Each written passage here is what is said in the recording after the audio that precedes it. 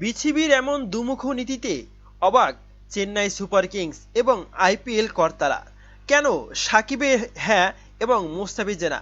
Mustafizur Rahman IPL খেলতে না পারলেও বাংলাদেশ ক্রিকেটার সাকিব আল হাসান ডিপিএলে খেললে কোনো আপত্তি নেই বাংলাদেশ ক্রিকেট বোর্ড বিসিবির। এই তথ্য ফাঁস হওয়ার পরপরই ফাঁস হয়ে গিয়েছে বিসিবির ভারত বিরোধিতা এবং ভণ্ডামি। ইন্ডিয়ান প্রিমিয়ার লিগে আইপিএলে চেন্নাই সুপার কিংসের গুরুত্বপূর্ণ খেলোয়াড় মুস্তাফিজুর রহমান, তাকে পহেলা মে পর্যন্ত আইপিএলে খেলার অনুমতি দিয়েছে বাংলাদেশ ক্রিকেট বোর্ড বিসিবি। এর আগে তারা 30 এপ্রিল পর্যন্ত ছাড়পত্র দিয়েছিল। চেন্নাই সুপার কিংস এবং ভারতীয় ক্রিকেট বোর্ড বিসিসিআই অনেক বলে কয়ে সেই অনুমতি আরও একদিন বাড়িয়ে পহেলা মে করেছে। 2রা মে বাংলাদেশে ফিরে যাবেন মুস্তাফিজুর রহমান। 3রা মে তার জিম্বাবুয়ে সফরে অংশ নেওয়ার কথা। তবে এখানে প্রশ্ন হচ্ছে যে এই ব্যাপার বাংলাদেশ ক্রিকেট বোর্ড কর্তা জালাল ইউনুস বলেছেন, আইপিএল থেকে মুস্তাফিজ ফিরে আসার মানে এই নয় যে সে জিম্বাবুয়ের বিরুদ্ধে খেলবে। আমরা কেবল ওর কাজের চাপ কমাবো, ও দলের সঙ্গে সফর করবে, তাতে খেলোয়াড়দের সঙ্গে ওর বোঝাপড়ার সুবিধা কমবে। ওকে মার্কিন যুক্তরাষ্ট্রের আবহাওয়ার সঙ্গে মানিয়ে নিতে হবে। ওখানে আমরা মে মাসে 3টি টি-20 ম্যাচ খেলব।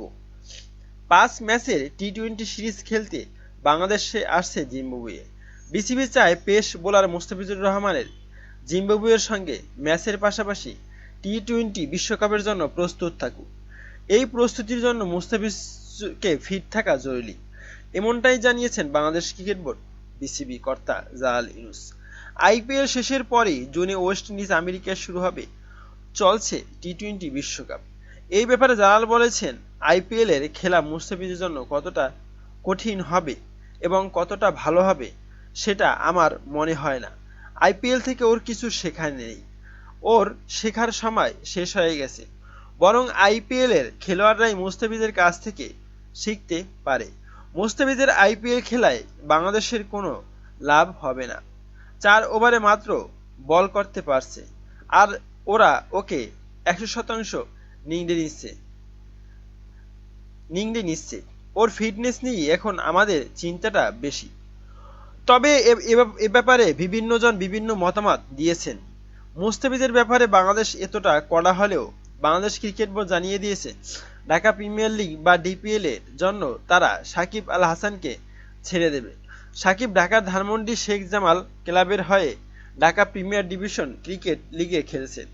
সেই ব্যাপারে বিসিবি কর্তা জালাল ইউনুস বলেন, আমি যতটা জানি তা হলো সাকিব আল হাসান চট্টগ্রামে জিম্বাবুয়ের বিরুদ্ধে খেলতে পারবে না, কারণ ও তখন সুপার লিগ খেলবে। আর এই জন্যই মুস্তাফিজুর রহমানকে উড়িয়ে আনা হয়েছে।